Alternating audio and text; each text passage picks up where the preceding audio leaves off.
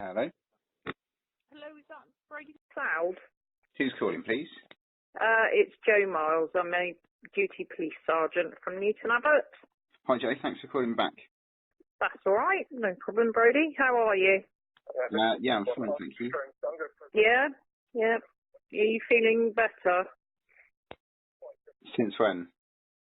Well, because obviously that your complaint is about us helping out with a 135 warrant. That's right, yeah.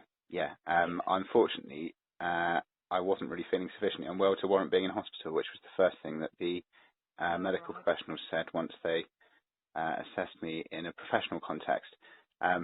So if I had broken my back or my leg or was having a nervous breakdown, I would really warrant that. But unfortunately and ironically, I wasn't sufficiently unwell to need to be restrained and renditioned outside the provisions of a 135, apparently. So I've read. But anyway, yes, I'm okay, thank you, and I have recovered sufficiently from what happened. I take it you're phoning back regarding my call this morning. Yes, I am. Yeah, Brody, cool. Yeah. Okay. Do you want to talk me through it? Yeah. Okay. Can I get your badge number and your job title again? Yeah. I know I recognise your voice. I know we've met before once at Newton Abbot Station. Yeah, we have. I've spoken to you before, Brody. Yeah, cool. Okay. It's 154. Yeah. 95. Cool. Okay. And my surname is Miles. Okay. What do you do? I'm a duty sergeant, so I'm a patrol sergeant. Cool. Okay. Yeah. Basically, when the guys turn up at my house, they turn up to come and serve the 135. There was a whole bunch of other sort of cock-ups and things which were done really badly and not by the book. But the only reason I was phoning up this morning was to report the criminal damage. So the officer, I don't know his name, and I've only got his badge number because his shoulder number because it was written on his shoulder. And unfortunately for him, although he refused on camera several times to provide it when I asked him, please refuse to give me his name or his show me his badge, you could see the shoulder number that he had, as well as a really good high definition shot of his face as he was reaching up the camera and ripping it out of the wall. And then he went back in for a second go 2 minutes later and pulled it completely from its bracket. So that's meant that I didn't get any footage. You know, it prevented them, all the stuff that they did to my front door, and anybody who went in and out of the property was completely obscured, which obviously as the property was going to be left, potentially waiting to be secured, was, you know, as well as about 15 other reasons, was completely grossly negligent, unprofessional, and as far as I'm concerned constitutes criminal damage. It's not a massive deal. It's only three rule plugs and a concrete fitting, but I'm sure you would agree that if some drunkard went and ripped the camera off, you know, walked into a pub and ripped the CCTV camera off the wall, or went and did it at a bank or a public library, I'm sure you'd be, you know, arresting and prosecuting that person in the same way.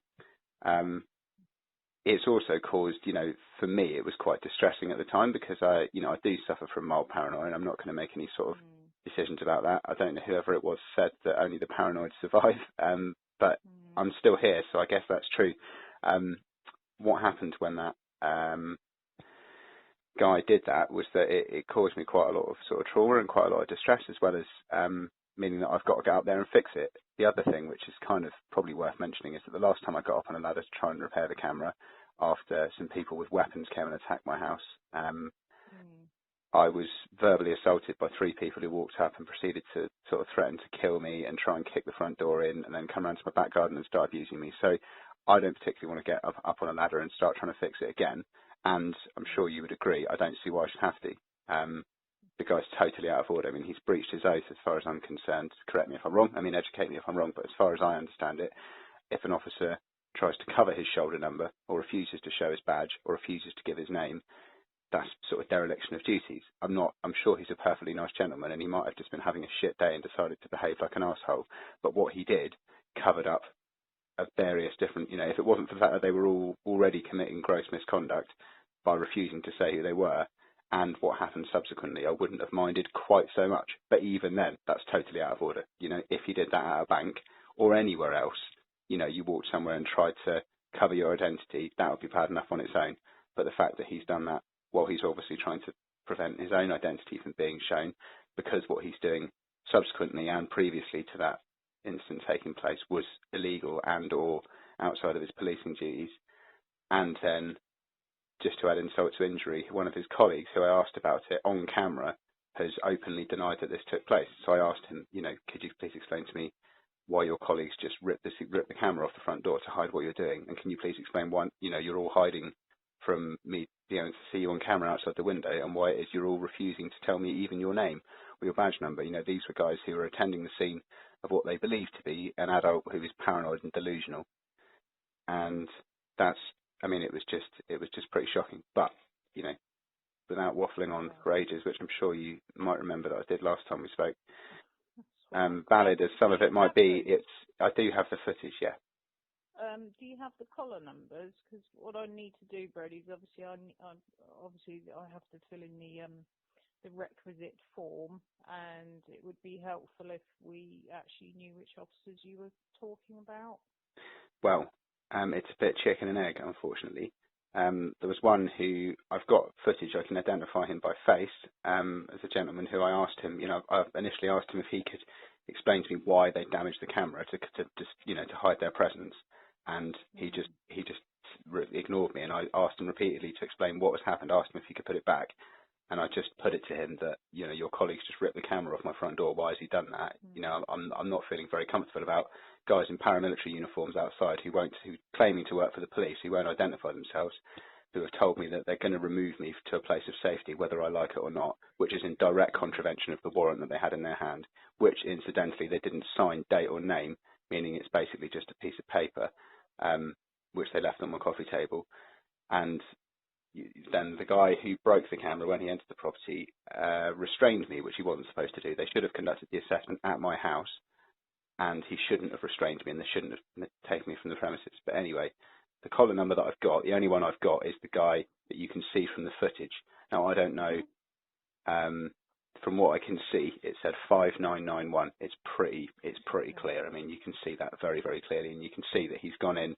There's no question that what he's doing is trying to keep his actions a secret and trying to cover up what he's doing. So, for me,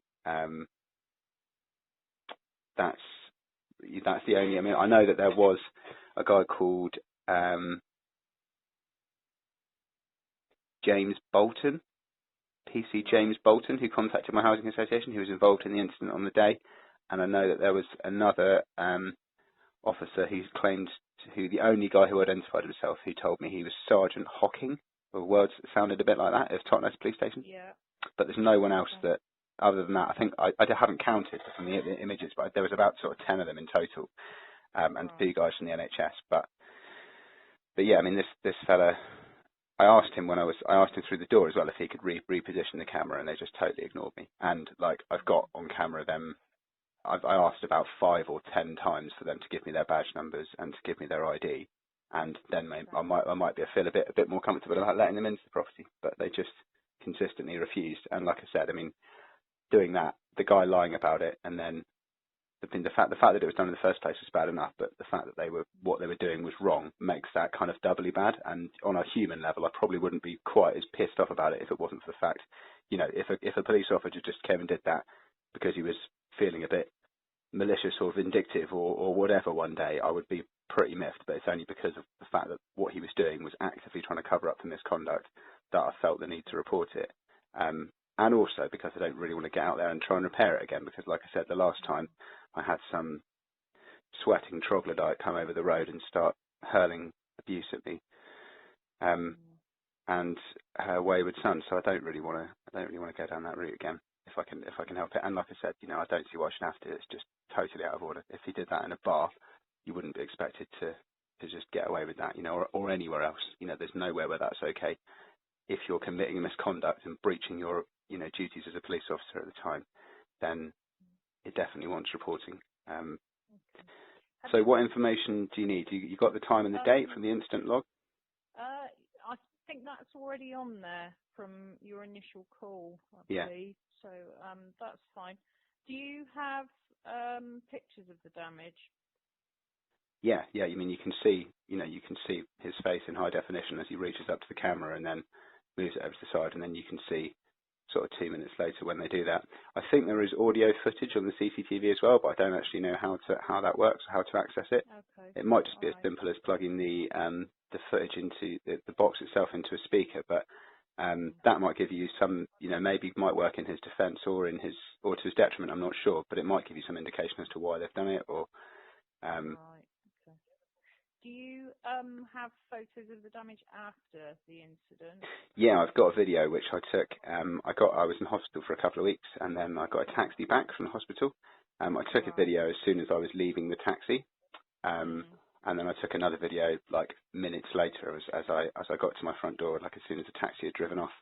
There was another video which I took which shows that so on the day I got back it was hanging off, and you can see from the footage that you basically there's three sort of screws which put the bracket into the wall, which I fitted in with rule plugs.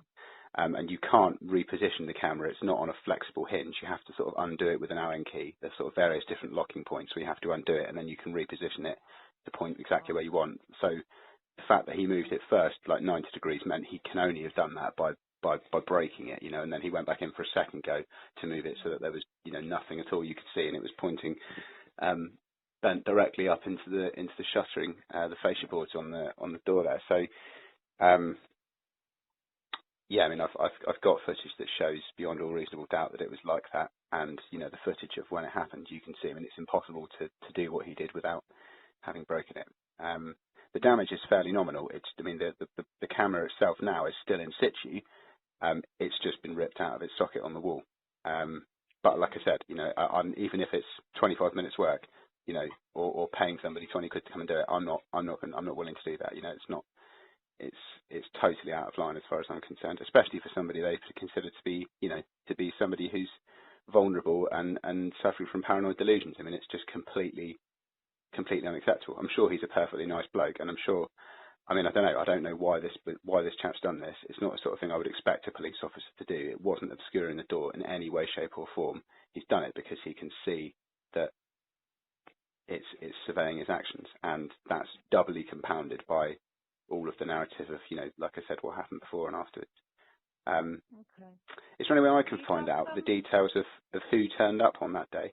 I mean, I've tried to put in a subject access request, but I've been getting emails through from God knows who, and the bits of paper that I've got flatly deny that whole swathes of information even exist. I've sent some emails through, but I don't know what's happened with it, and I don't particularly want to have to apply in writing for a subject access request again, because I'm probably going to end up getting some of the same problems. For it under the Freedom of Information? No, you can't get your own information under FOI. So it's subject access, which is like kind of similar. But FOI is sort of like how many female police officers have you got in your nick, or like how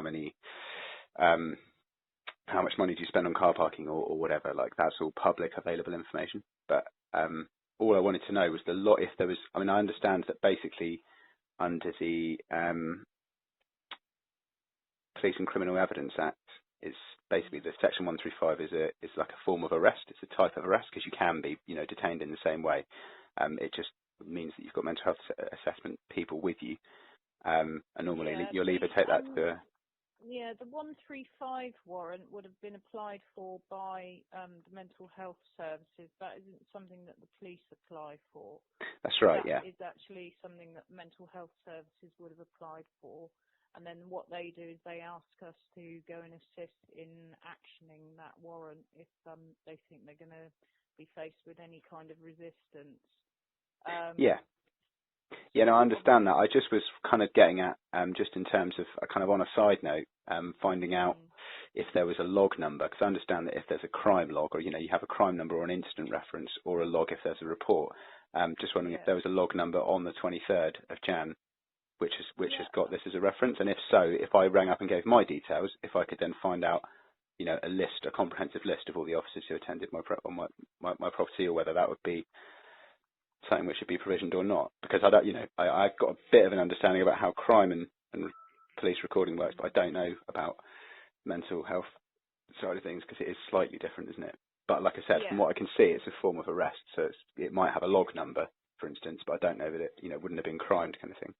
Do you know what have you got on your database? Can you access it? Or I'm just hang on.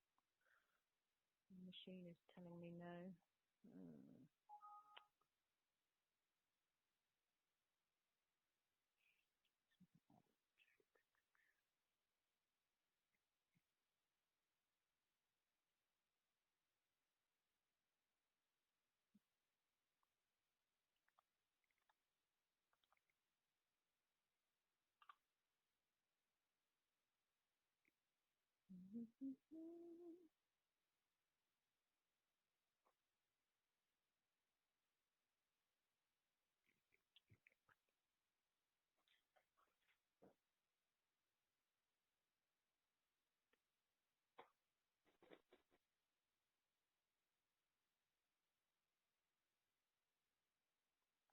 I have a log number for you from that day, Brody, ready.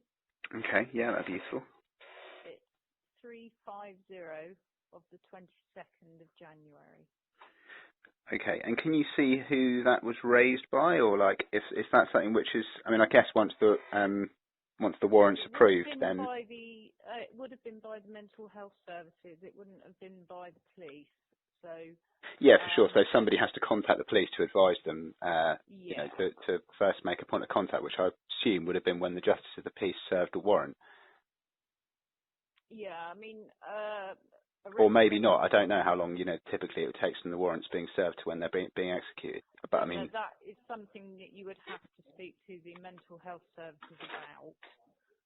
But they should be able to provide that information for you if you make contact with them. yeah, I mean, the warrant unfortunately wasn't signed. It's not signed or dated, and there's no officer. There's supposed to be an officer name, I believe, when they turn up. So it's basically, I mean, although I'm sure the mental health services did go through with what they did, and they did go and apply for the warrant on the document itself. There's no date, there's no name, there's no anything at all, which is okay. not ideal.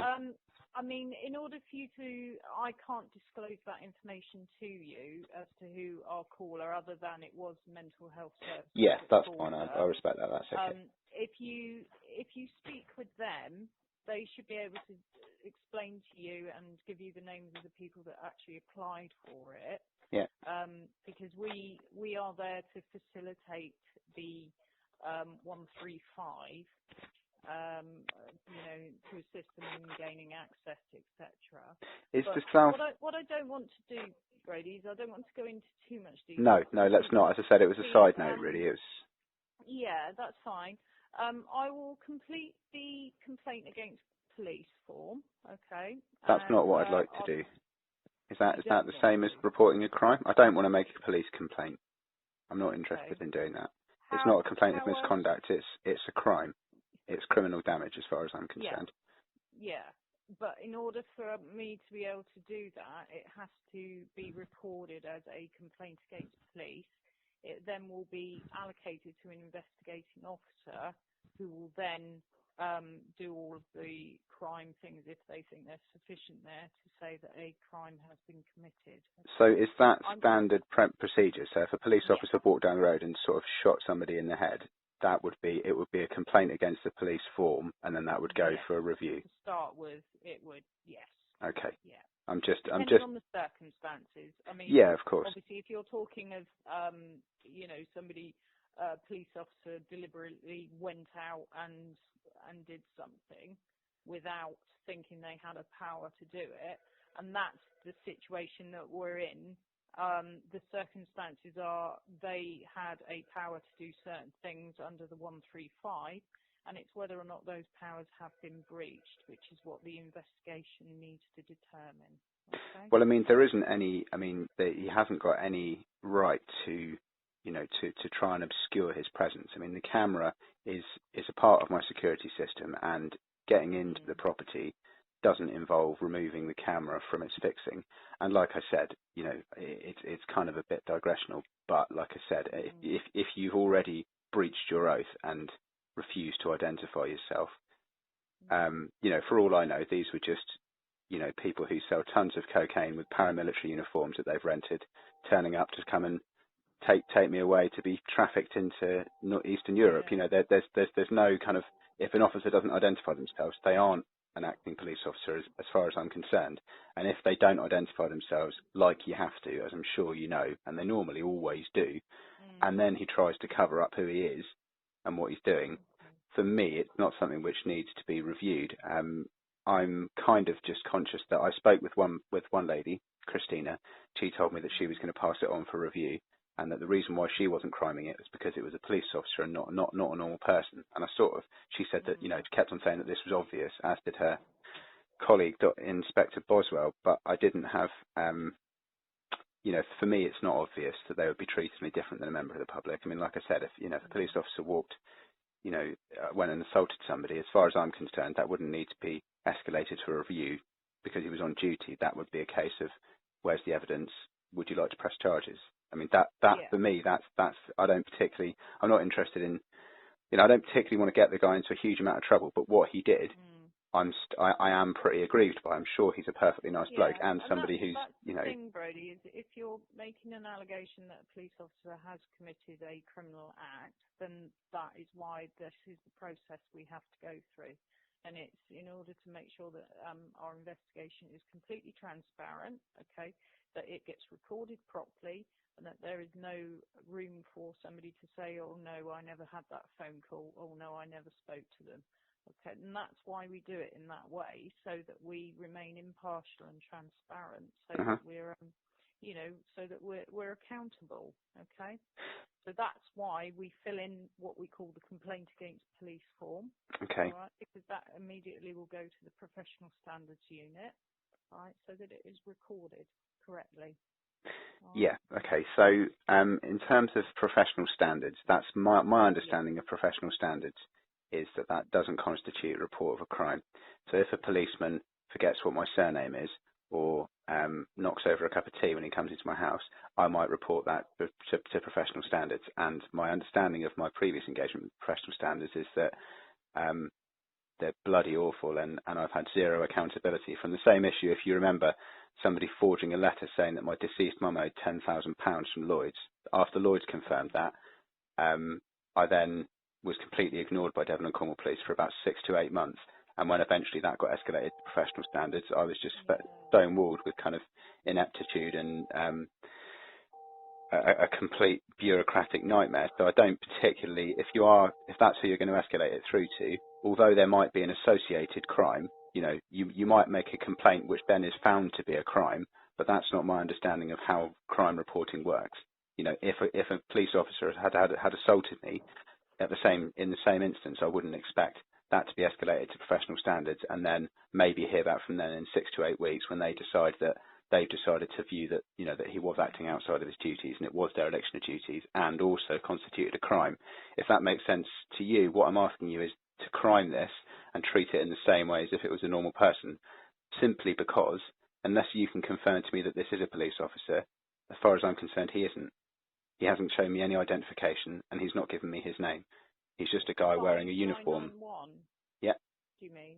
Yeah, they are a police officer. Well, that might be a police officer's uniform, but why has he refused to tell me his name or show me his ID? I don't know, which is why we need to put in the complaint, don't we? Well, no, that's not why you need to put in a complaint. That's why you need to crime it, and then as soon as you can verify to me that he is a police officer, I'm happy that you escalate it for review. But I've got strong grounds to believe that this guy isn't a police officer because he's tried to hide his identity, and he's refused to show a valid police ID. Which, as far as I'm concerned, if someone does that, I think that's pretty due cause and due motive. Aside from the fact that, as I hope, I'm being maybe unduly paranoid, I don't see why it should be treated any different from an average Joe on the street. I think it should be treated as criminal damage, and I think it should be crimed. I don't want to have to deal with professional standards and somebody who tries their best to give me an answer which they've obviously been prescribed to provide, which they obviously don't even agree with and fail to substantiate in 6 months or 12 months or 4 years time, because that's, it's no disrespect to your professional decision, but professional standards, A, I don't think are appropriate in this instance, and B, in my experience, are atrocious. They're the most unprofessional organisation I've ever dealt with. So I can't really say that I'm happy with that course of events. What I'd really like, what I think would be more appropriate, is that it's treated as criminal damage, and you ask me to substantiate that criminal damage claim, which I'm happy to do. I can provide you the evidence tomorrow. I can bring it to Charles Cross Police Station. I can provide you with the video footage and potentially audio as well of the event. At such a time as you identify that as one of your employees and a member of staff, you can then choose to internally review that however you so wish. But until such time as you can verify to me in writing that that was a police officer and that that wasn't somebody who was trying to hide his identity because he was some sort of, wild criminal with links to organised crime or whatever, mad stuff does go on in the world sometimes, as much as fantastic as it might sound. Until such time as you can identify that he is a police officer, I don't see why it should be treated any differently to that. And even if he is, if I choose to make a complaint or you choose to escalate it to professional standards for review, that's fine. The only thing, I think, rather than doing that, the best thing to do would be to maybe adjourn it for a couple of hours and get a second opinion from somebody that's been through the Police and Crime Act and whatever other, I guess, the Mental Health Act, Police and Criminal Evidence, and the Police and Crime is both in there, and maybe what's provided in Section 135 and see what it says, because there might be somewhere in there where you might find that he was within his rights, in which case I'm happy to dispose of the issue. But I'm 99% sure that it's not going to say in there anywhere, nor will you find case evidence that will say it's all right to disable a CCTV system. The camera's like up at the top of the door frame. It's about 8 foot off the floor, 12 inches away from the door itself. There's no way that he needed to, there's no cabling, there's nothing that's going to interfere with them having to force entry to the front door. It's just, he's done it to keep what he's doing a secret. And, like I said, until you can provide me with a valid police photo ID for that bloke, I've got strong grounds and reasonable grounds to assume that he might not even be a police officer. And, like I said, even if he is, I think the best thing would be if you find, get somebody to have to go through it with a fine-tooth comb, or just probably ask somebody who knows about it. And I'm sure if you get a second opinion, anybody, assuming you don't know, I'm kind of making a big, assumption about your, in legal knowledge there. I'm sure it's far greater than my own, and I'm certain, from where I am, to the best of my knowledge, that he didn't have a right to do that. And contextually, it totally fits in with what the rest of the officers were doing. Another officer denied that it had even happened. They refused on camera multiple attempts to put it back where it was. And another guy could try to completely openly deny that the other officer had even done it when he'd been stood next to him when it was done. So, it totally fits why he was doing it. And I think that means it's a crime, and it's not. I don't want to make a complete police complaint. If you want to complain and you want to, go through your own internal resolution structure, that's up to you guys to manage your own stuff in the way that you want to. I'm sure, I'm not sure he'd get more than a slap on the wrist, really. It's not a huge deal, but maybe it is. I don't know. Contextually, like I said, it's very, very, very relevant. And even if it's, 20 minutes of my time, I don't see why I should have to do that for somebody that's, he could have, if I'd been violently assaulted or there'd been some human rights violations while they entered the property that day, what he'd done could have put my life in danger. It could have put me into danger. It certainly made me feel like I was more in danger. It certainly made me feel a lot more uncomfortable and, agitated and traumatized at the time. But it could literally have been the difference between a crime taking place and there being evidence or not. It's massively unprofessional if it is a police officer that's done it, which, I'm kind of 80% sure is the case. But again, logic would dictate that that's not how a police officer would behave, So I think rather than escalating it to professional standards, I think the right thing to do in this situation is to have a second opinion, find out 100% that he wasn't within his rights. You know what I mean? Like, make sure there is no bit in Section 135 that says you can disable security systems or home security systems, or, I don't know. Maybe there is, and maybe he was within his rights. If in the event that he wasn't, I'd like it that professional standards weren't involved, unless you want to do that internally without my hearsay and without my involvement. I'd like it for this to just be treated as criminal damage, and I'd like to prosecute because, it's not really acceptable, and it just flouts every sort of rule as on a sort of personal level and on a professional level to do what they all did on that day.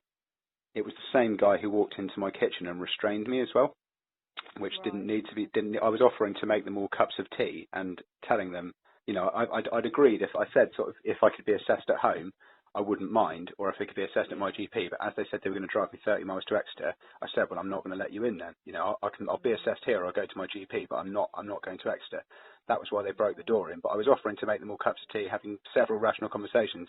One or two of them were quite forthwith and all right, but the guy who broke the camera walked into my kitchen as soon as they'd gone in there. I was stood there peacefully talking to them as they approached me.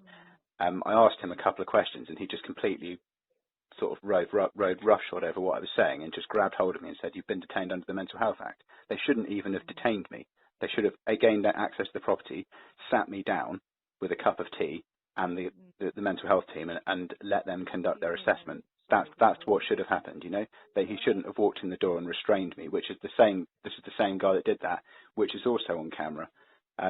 So I don't feel that his conduct was professional. And I think what he was trying to do was keep his identity a secret, which he did. You know, he didn't provide me a valid police ID. Yeah, So unfortunately, I'm on the phone to Mr. Macleod. That's all right, Brody. They're calling me on the radio. Sorry. that's all right.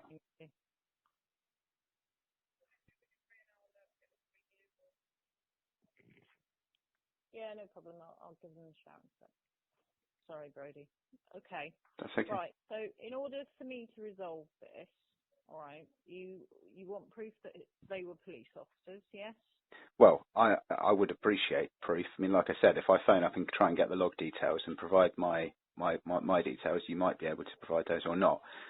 What I was suggesting is that once you prove and can prove beyond reasonable doubt that he is a police officer, if and then and only if at that point you want to pursue your own internal resolution procedure, you should do that. But from my point of view, it's academic to me whether he had a police uniform on or not. That's all I saw, and for that reason I'd like to be treated the same as that. If you find he is a police officer and you want to escalate it to professional standards for a police complaint, you're welcome to do that. But from my point of view, at this stage, I'm not interested in that being involved in the narrative of a crime report and or being subject to delay, subject to review by professional standards for something which is a clear and present crime. You know, like I said, if you walked into a bar and did that and ripped a camera off the wall, there's no police station in the land, whoever you work for, that's not going to commit that as, you know, the description of a crime.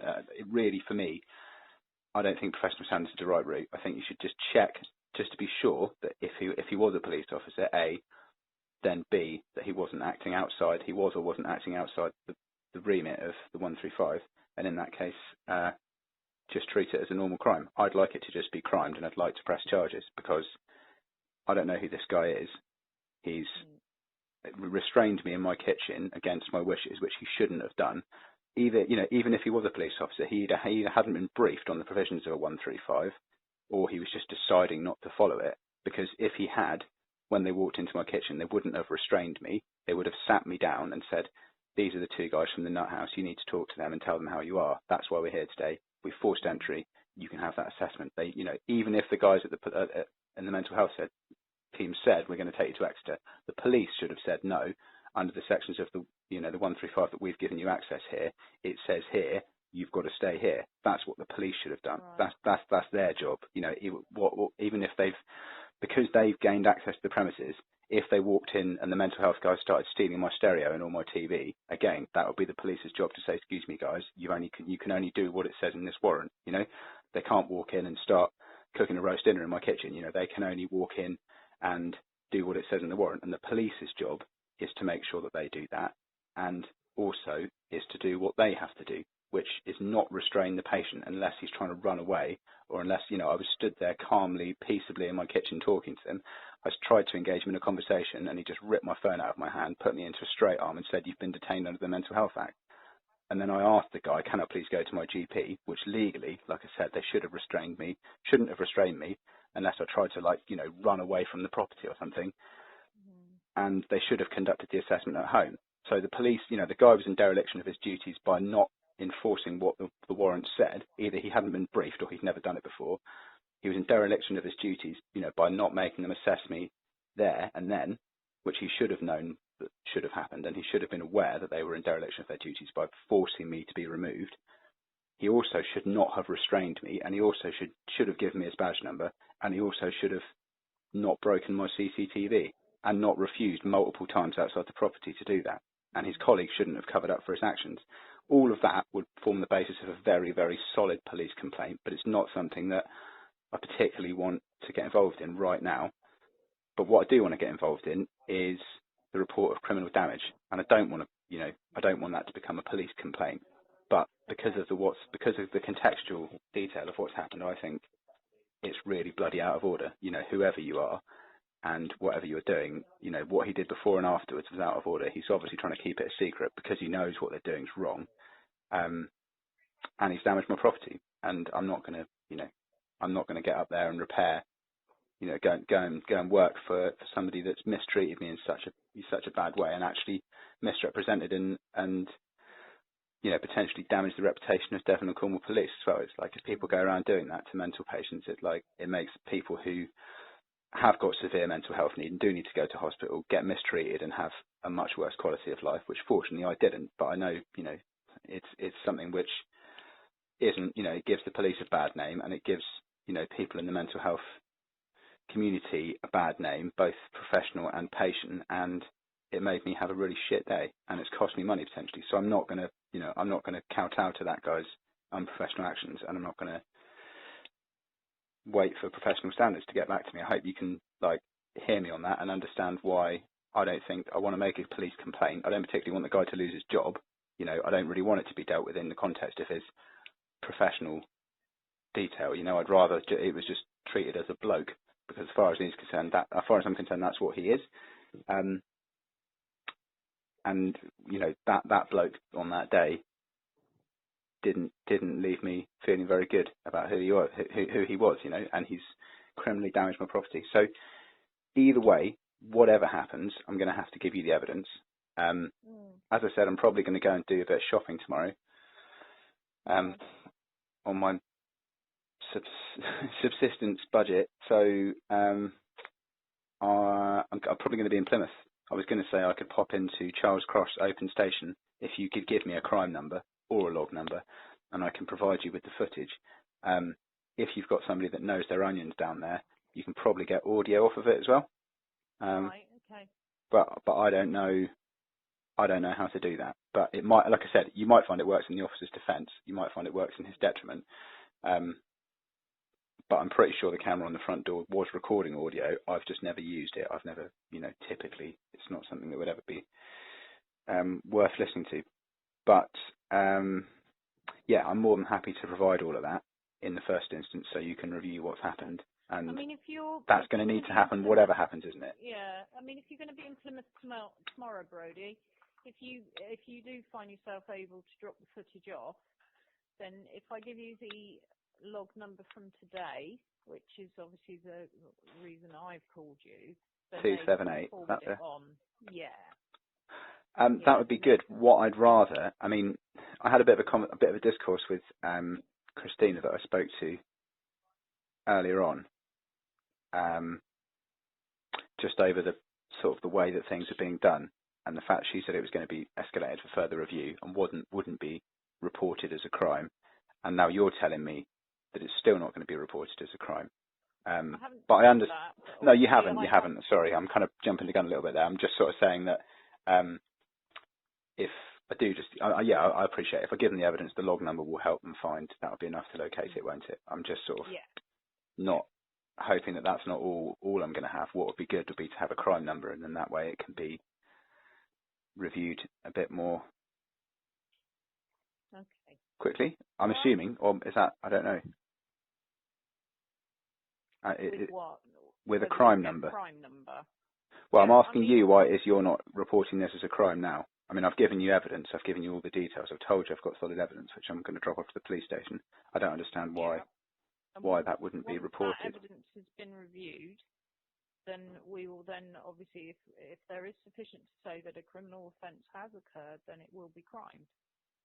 Okay? Is that the way it worked? Yes. So if you phone up and make an allegation of crime, doesn't get crimed until you provide proof. When it involves police officers, because we have certain policies and procedures, that is how it gets dealt with. Why is it different when it involves a Because police we're police officer? officers, so it has to be dealt with differently because we have a higher standard of integrity and honesty, if you like. So that is why it gets recorded. But you're still in a subject to certain the same laws, aren't you? I mean, if you break a law, you break a law. It doesn't matter who you work for. Surely it makes no difference in terms of how that's reported. I mean, if somebody crashes their car, if I just, you have to forgive my ignorance. I've never done this before. I appreciate you've done it hundreds and hundreds of times. Well, probably not, hopefully not about police No. committing crimes, but why is it any different? As far as I'm concerned, they're both taxpayers. They both go to jail for exactly the same crime for exactly the same time. So how is it different? Mm. Can you explain to me how it's different? It is different, really, because you're making an allegation that a criminal offence has been committed by a police officer. Therefore, it has to be dealt with differently because we have different processes of reporting and retaining that information. Now, by you obviously calling in today, that is the start of the paper trail, if you like, okay? Which is why I've tried to say to you that this isn't something that will just go away, all right? It is something that will be recorded correctly and it will be investigated. But All I'm getting at is to find out why that recording and retention is any different from if it was a normal person. I mean, you might think you've got higher levels of integrity, but that's not a legal term, is it? I mean, I don't understand why, if a police officer commits a crime, which is a crime, I don't understand why the reporting is different. You've already said to me that you don't wish to make an official police complaint. Not at this stage. Yes, but the only way that I can record this is through the official police complaint process, which is why I don't think that's right. I think if a policeman walked in to a bar with a penknife and stabbed somebody with it, I don't think that would be escalated to professional standards. I think that guy would get put into cuffs, and whoever reported it would be given a crime number. And if they wanted to give evidence at a later date, if they had footage of that, they would be invited to provide that crime number, and for that to be given. I don't think that police are immune from the law, and I don't think that professional standards is used as a blanket to prevent investigations into the police. I think that professional standards is there for police complaints about conduct, but the complaint about conduct, like I said, that's why I've highlighted the 135 to you. If you can find this is outside of the actions of the 135, then it would be a police complaints issue. If it was like he'd asked me to put on a yellow t-shirt or something, then I could say, well, fair enough, this guy has breached the 135 because he wasn't entitled to do that. But that's not really a crime. That isn't a police complaint. This is a crime. He's ripped a fixing from my home and he's removed it from where it was. If he did that in any other premises, that would be a crime. It's criminal damage, black and white. It's binary. There is no kind of other way of looking at it. It's a crime. And I don't see how police who committed a crime, which is not a dereliction of duty, it's criminal damage, it's crime, in no other context, I don't see why that should be treated any different than anybody else who's committed a crime. I understand that professional standards would investigate misconduct or dereliction of duties, but that's not what this is. Unless you can provide me, unless you can say that it isn't, if you see what I'm saying, then it isn't professional standards duty, and I don't understand why. In any other circumstances, we don't investigate ourselves. That is done by the professional standards department. No, but that's if you've done your job wrong. That's not if you've committed a crime. If one of your officers walked out right now, from Newton Abbot police station, walked across the road into the pub and glassed somebody, professional standards would not be called to attend the scene, and take witness statements. You guys would be over there reporting it as a crime, and he would be getting arrested and be put into cuffs. That's because it's a crime.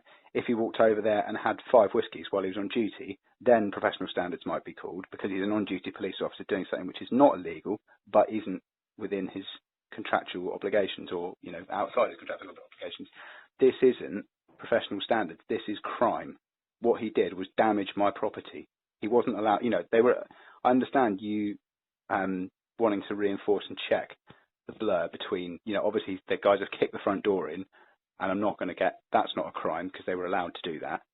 But unless you can find that they were allowed to break the camera, then professional standards aren't involved.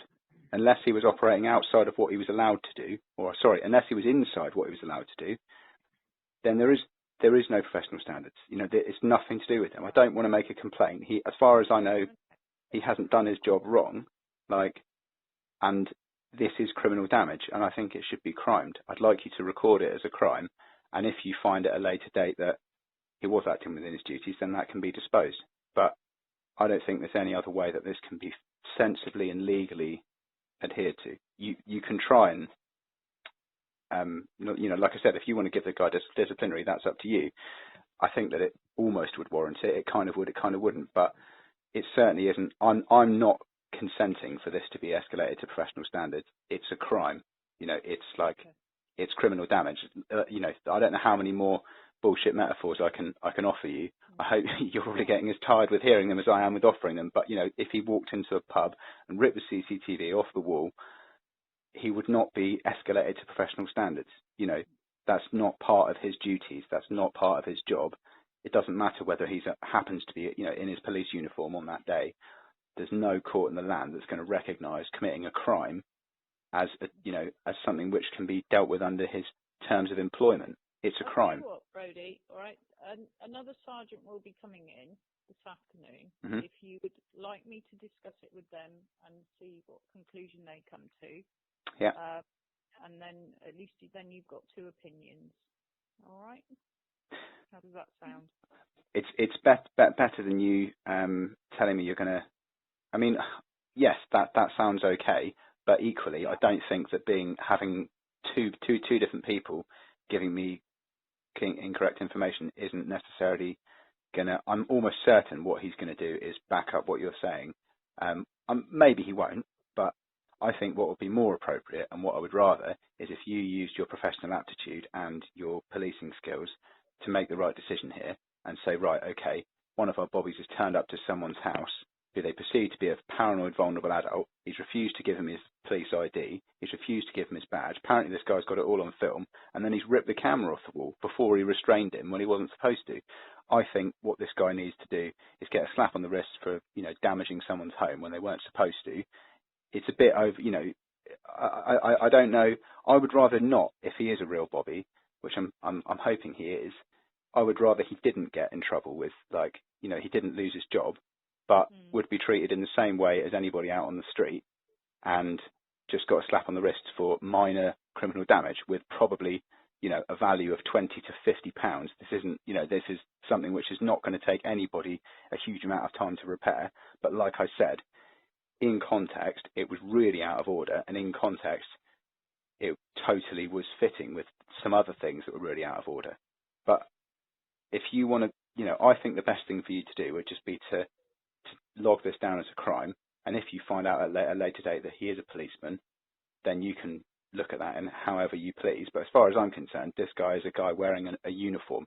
Those were one of the officer's exact words. I asked them for their ID badge. They said, I'm not showing it to you. I asked their names loads of times, and then all of them just ignored me, refused to provide their name. And one of them just said, I'm in uniform. That was all he said. I'm in uniform, so I don't have to show you anything else. And I asked them to read me their badge numbers, and they just refused to. I think if you find out that this guy's a police officer at a later date, then you or your colleague can contact me and tell me how you might like to treat it any differently. But as far as I'm concerned, this guy's not a copper. He's not. And I've got evidence to show that he, to support my ground that I've no reason to believe that he is. He wouldn't get into a court without showing his ID. Nobody else would believe him in a professional context unless he showed his police ID badge in certain circumstances. And there's no reason why I should have to not do that either. And if you want to escalate it to get your colleague or your line manager or whatever to give me a firm speaking to and tell me to long it off to professional standards while nothing happens about it, then that's up to you. But I think your best bet would just be to take it as a minor crime, which it is, treat it as a minor crime, and prosecute the guy for a minor crime. Because I don't think anything particularly serious is going to happen to anybody about this. But for me, it's it's really relevant. You know, I don't expect to have my property. It was bad enough, the guys breaking my door down unnecessarily in breach of what it says on the bit of paper they've got in their hand, which is that, you know, I'd agreed to an assessment on site out the window. I said, can we do it here? And they said, no, we have to take you to Exeter. I said, can we do it in my GP? And they said, no. I asked again when I was in my kitchen being restrained when I shouldn't have. You know, the fact that they've broken my door down is bad enough. My housing association have kindly agreed to pick up the tab for that. But to vandalise my property, meaning that it's unsafe when I'm going to be away for the next 2 weeks. All right, Brody, I've heard what you've got to say, all right, and we're just going over the same ground. We are. So what's your decision going to be? You're saying you're unwilling to crime it at this stage? I am not going to crime anything at this stage. Okay, and what's your brief rationale for that? My rationale for that is that there was a 135 warrant. Okay, the officers that were sent were, it was explained to them that you were not going to comply with the 135, and therefore we have to put certain tactics into play, which is probably why there were so many officers there.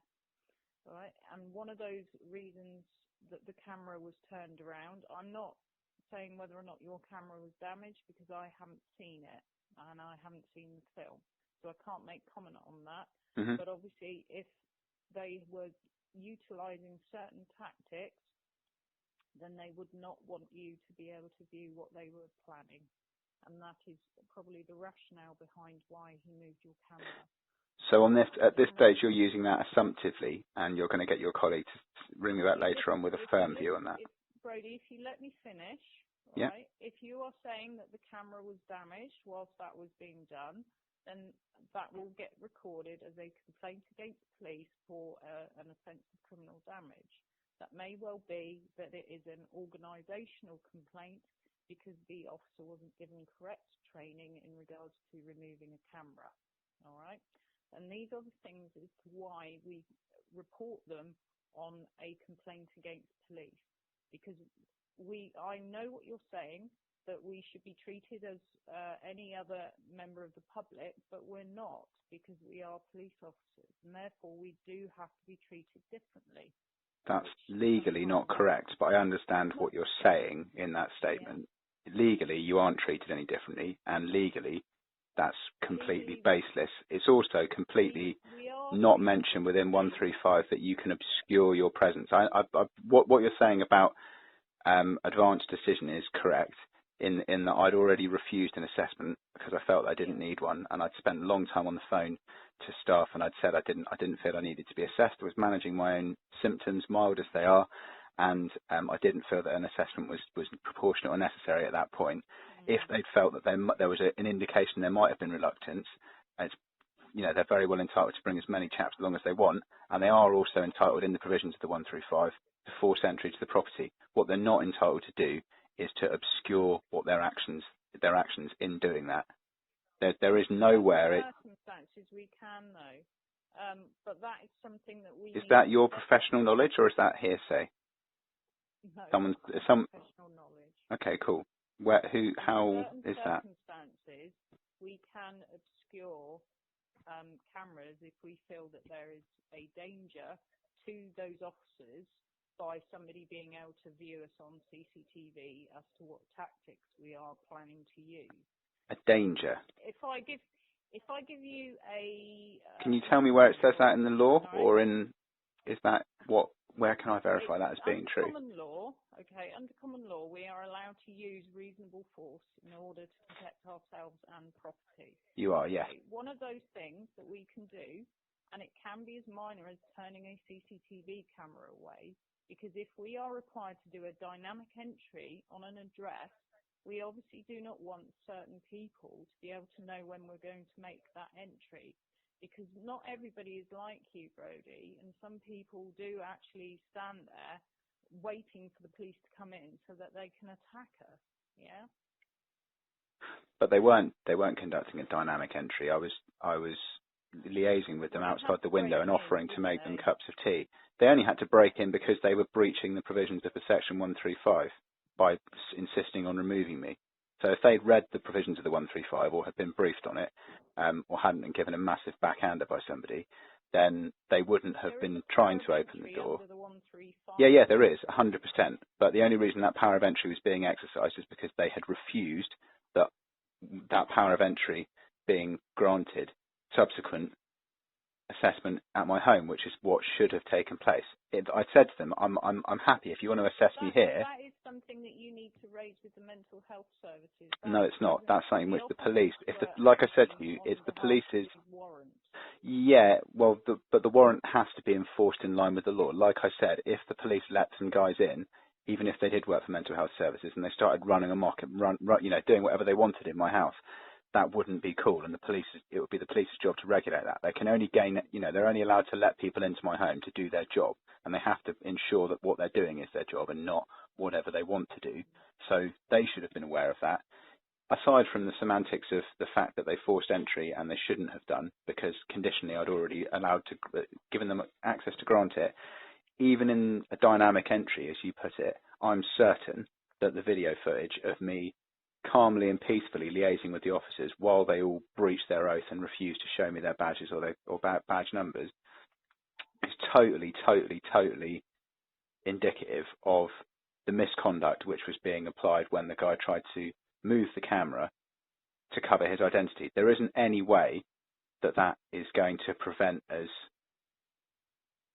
necessary for them to gain access to the premises or to help their presence. I mean, it's fair enough to say that they might want to keep their presence unknown. I noticed that they park their vehicle around the corner. I don't know if that's because they don't want sort of anyone seeing their vehicle, or they've got somebody bound and gagged in the back of it, or whatever. But I expect it's because they don't want to alarm somebody beforehand, and they don't want to have somebody in their home sort of with blue flashing lights outside, feeling really scared and panicking. And I can understand that, and I can also understand if they don't want to they turned up with a large number of blokes. But I can also understand if maybe they might choose to walk, I don't know, down a side road to somebody's house or something like that, rather than making their presence really openly felt and crowding around outside. I can believe, although I'm not legally trained, I can believe that all of those things are rational and have like a basis in some parts of powers of entry or reasonable force.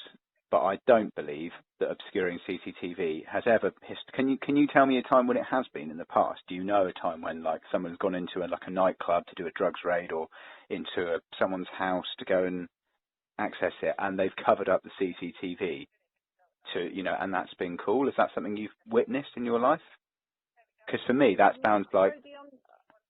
I mean, I've listened to what you've got to say. I mean, I've been speaking to you now for nearly an hour.